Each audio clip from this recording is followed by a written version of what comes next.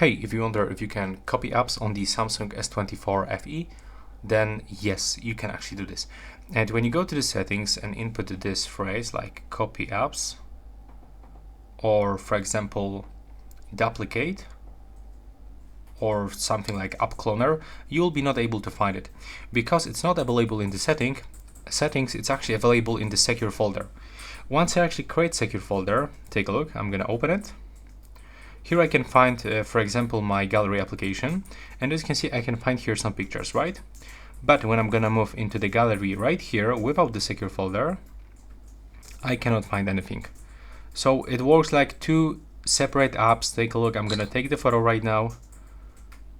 There we go, the photo was taken, it will appear in the gallery, but it won't actually appear right here in this second application of the gallery. And take a look, there we go.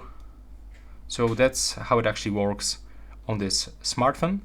You can click here and basically add any application and it will actually copy them. So that will be all, and thanks for watching.